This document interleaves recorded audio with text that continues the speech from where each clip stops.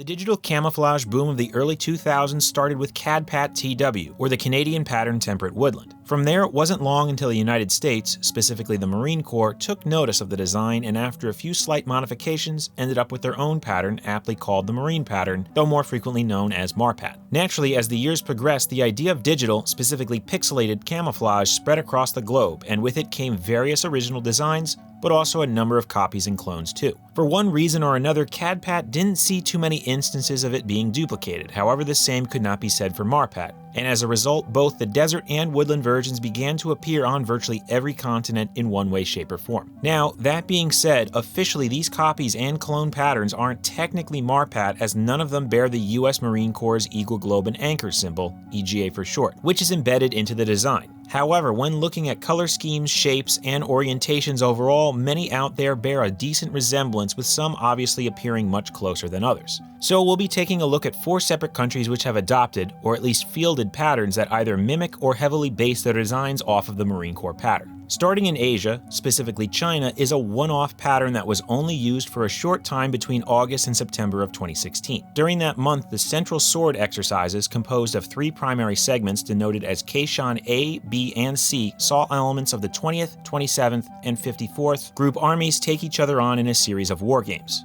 During this, certain units were denoted as the Red Army, which had them use normal uniforms, insignia, and red identifiers, as that is the standard color of China when it comes to things like their flag, insignias, emblems, and so on, while the opposing force, known as the Blue Army, donned a different uniform along with different blue insignia as a way to essentially contrast red. Think of the trope red versus blue. The concept of counterforces, also known as opposing, adversary, or enemy forces, is common in most militaries around the globe, and as such they take many shapes, frequently donning various uniforms and camouflages, which range from older or obsolete ones, commercially or custom-made, and sometimes even those previously or currently worn by nations said country may consider an enemy or adversary. And though it's hard to say exactly if the latter of those applied to these 2016 exercises, certain Blue Army units were seen wearing a camouflage pattern that was very reminiscent of the US Marine Corps Woodland MARPAT, which isn't new, as in the past China has used look-alike designs of the US, India, and Taiwan. But anyway, looking at a set, you can see that the pattern shares a similar scheme to Woodland MARPAT, though is a little on the brighter end of the spectrum, with the base color being more of a tan rather than coyote brown, not to mention being much more dominant, the smaller white sections being much more stark and frequent, the greens being slightly less dark, and finally the blacks more or less remaining the same. All in all, the pattern appears to lean more towards a transitional color scheme, as it is not as green dominant as the original. As for the shapes themselves, they are roughly scaled the same, though don't share much beyond that. But why select a design which could stir up a level of controversy? Well, 2 reasons. First, as mentioned earlier, it's not unheard of for OP4 units, be they Chinese, US, or any other nation, to use uniforms or camouflages of other countries. To add to this, on occasion, these exercises will even adopt tactics, equipment, weaponry, and sometimes even vehicles of other nations to really immerse the unit being trained. Considering that the only things different between the Red and Blue armies of this exercise was the camouflage and slight tactics, it doesn't appear that this was the case, meaning the reasoning likely falls to the second, the mass production of uniforms and camouflages in China. Chinese factories are frequently contracted to produce uniforms of not only numerous nations but also commercial copies that range from pretty accurate to blatant knockoffs. Seeing as how the country has had a history of producing cheap, short-use uniforms for units playing the Blue Army, chances are good the pattern was simply chosen as it was quick and easy to produce, with it also fitting the terrain somewhat. To back this up, not long before making this video, this hat was actually spotted at a flea market in New York State. Bearing a US flag patch, it was in a box of various other Chinese-produced hats, all being sold for $5. Inspecting it just slightly, you can see it features the exact same shapes and colors in the same orientation, meaning the pattern in some way ended up a commercial one. But with that, we're moving west across Asia into the Middle East,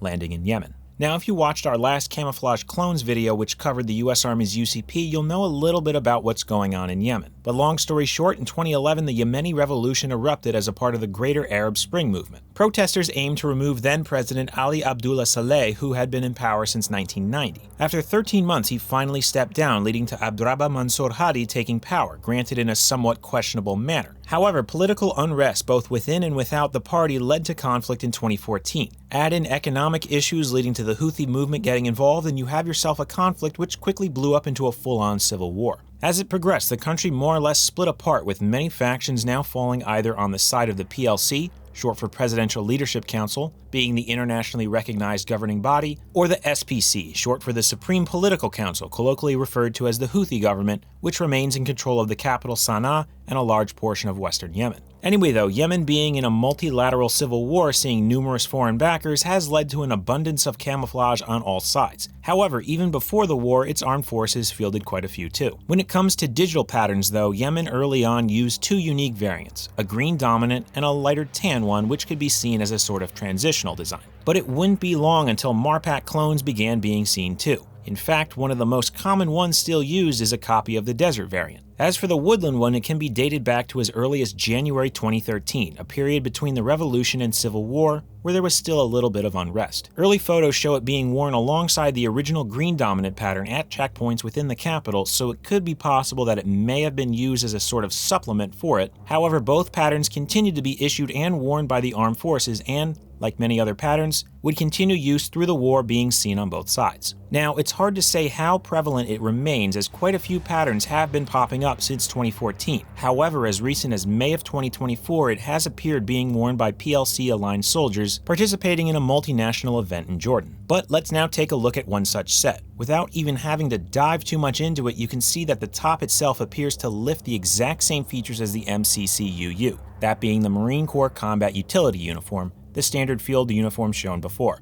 Even one of the tags inside mimics the overall look of green US military ones often seen on uniforms and gear. It's even in English. But it gets a little more interesting, as if we scrutinize the pattern just a bit, it's revealed that the design is an almost perfect copy, bearing shapes that are virtually identical, being just slightly off shade-wise. Going back to the tags though, the collar one is what proves it to be Yemeni, as it bears the emblem of the country. However, when the particular set was made is a bit hard to say, and here's why. Technically, both the PLC and SPC utilize this emblem, as both claim to be the official government. However, the SPC does sometimes use a variant which includes chevrons below the emblem, along with Supreme Leadership Council written in Arabic occasionally below them. Now, this is just speculation, but it's a possibility this was a pre- or early war one, as the government before splintering would properly identify their uniforms with tags bearing official symbols or phrases. However, newer ones bearing older patterns can now be found with yellow tags, which are often seen in Chinese uniforms that are either directly available to publicly purchase or for contracts where nations just don't put the extra effort into designating or incorporating an official mark or identifier. Whatever the case may be, this clone, and seemingly slightly altered versions too, continue to be seen sporadically around Yemen and will likely remain that way for quite a while. But let's now hop over one continent into Africa, where we find ourselves in the eastern country of Uganda. In early 2014, it was announced that the Uganda People's Defense Force, or UPDF, was rolling out a new series of uniforms, specifically two bearing camouflage patterns and a third solid green-colored one, as a way to help try and repair the image of soldiers while also giving them a new professional look. The reason for this change?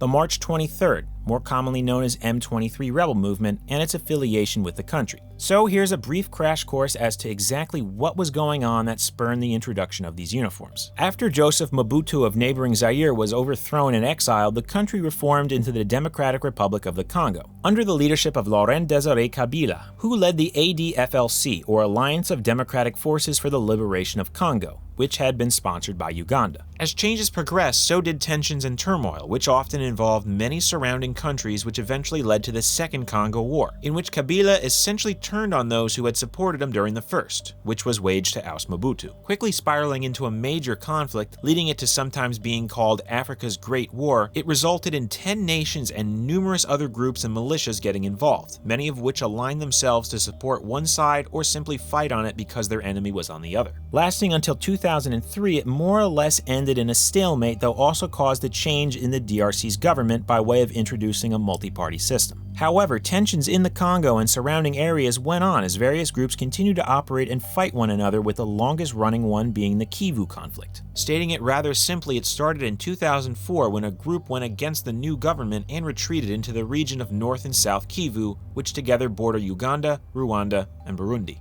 Being that it's been an on and off again conflict with 3 active periods happening for the better part of 20 years and involving over 120 different factions in numerous countries, it's a bit complicated, but suffice to say, for our story, we must focus on the portion that began on March 23, 2009. On this day, one of the largest rebel factions, the CNDP, or National Congress for the Defense of the People, signed a peace treaty with the government. However, skip forward to April of 2012, and a number of former CNDP fighters who had been incorporated into the armed forces mutinied due to poor conditions, along with them claiming the government was not upholding their end of the peace deal. Soon after, many others defected as well, essentially forming a new group often referred to as the Congolese Revolutionary Army, but more frequently M23, short for March 23rd movement, chosen due to the day of the peace treaty being signed. Taking control of the large city of Goma, it sparked a new series of fighting, which itself was a part of the Kivu conflict, but was also referred to as the M23 Rebellion. It would last until November of 2013, when a ceasefire was called, leading to M23 disbanding. However, in late 2012, a United Nations report was leaked, which, among other things, claimed that Rwanda helped to coordinate the creation while Uganda allowed their political wing to operate from their capital of Kampala. Both nations were quick to deny the claims, however, by that time the damage was already done. Skip forward again now to 2014, and we find ourselves back to Uganda beginning to issue new uniforms. Their reasoning for this was simple. They wanted to try and distance themselves from M23, mostly due to the fact that many rebels fighting the DRC were wearing very similar camouflages, specifically a series of older M81 Woodland-based designs. And so a new digital camouflage was chosen, as many felt that the design would be seen as modern, sleek, and professional looking. It came in two variants, one made for more temperate woodland terrain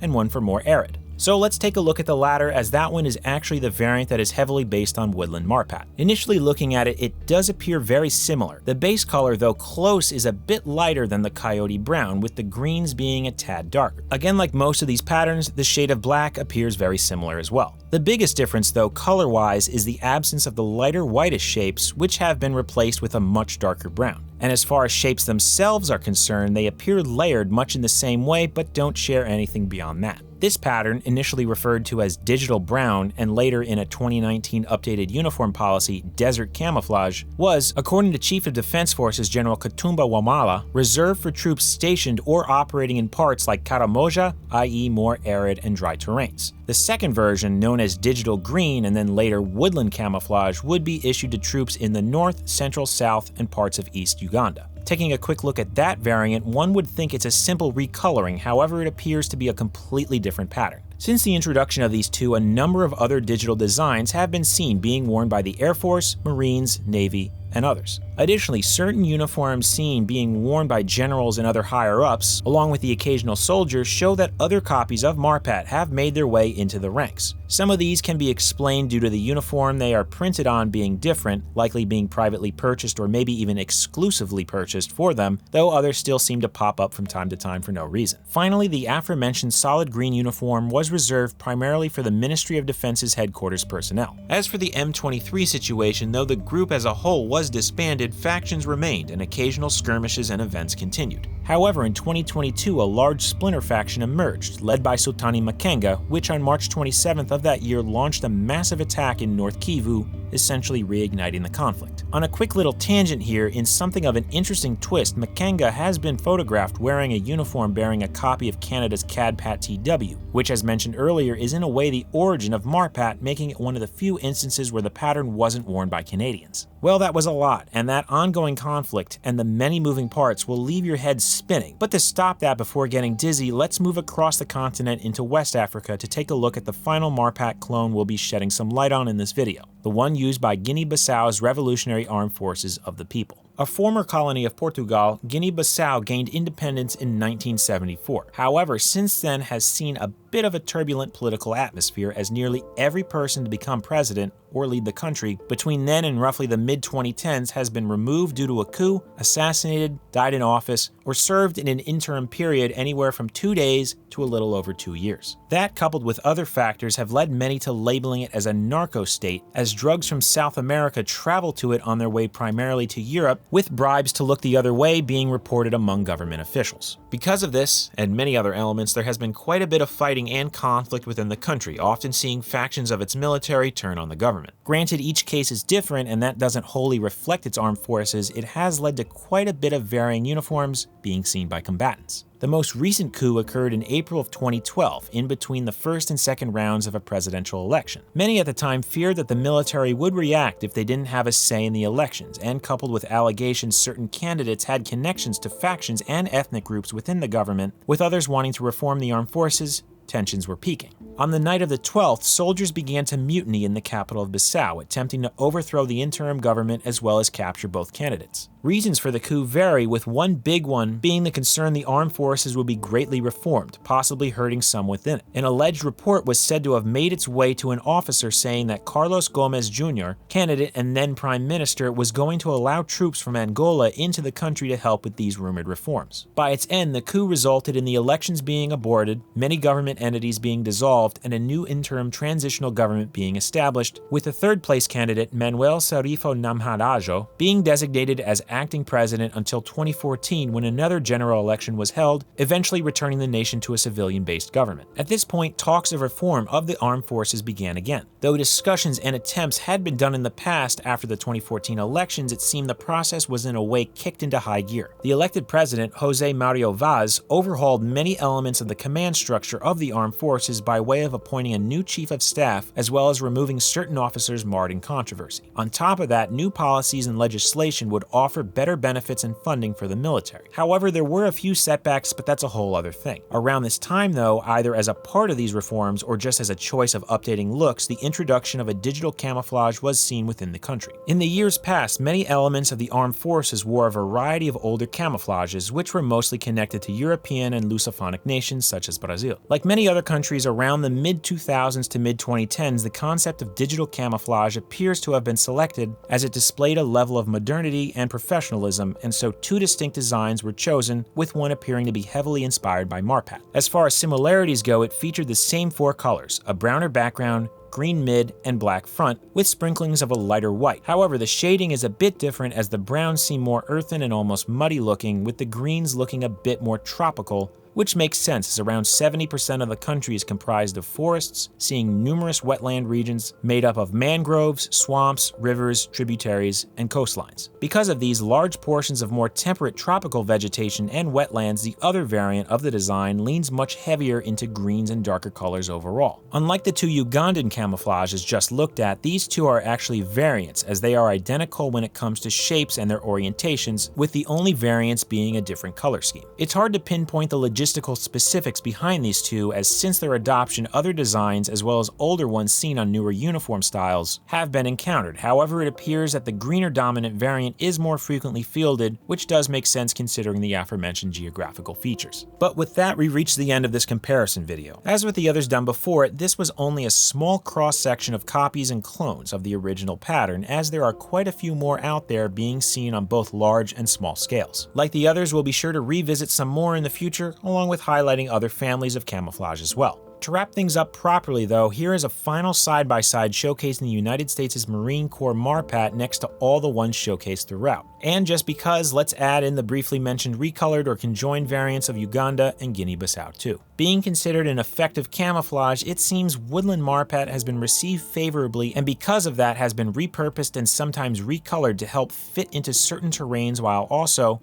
in some cases, being adopted to help revitalize or bolster identity to certain troops, while also giving wearers a more contemporary look. Hopefully you found this video informative and entertaining. If you enjoyed it, you can also check out the other comparison videos, as well as ones looking at the origins of certain camouflages, and while doing so, be sure to subscribe for plenty more right here in Uniform History.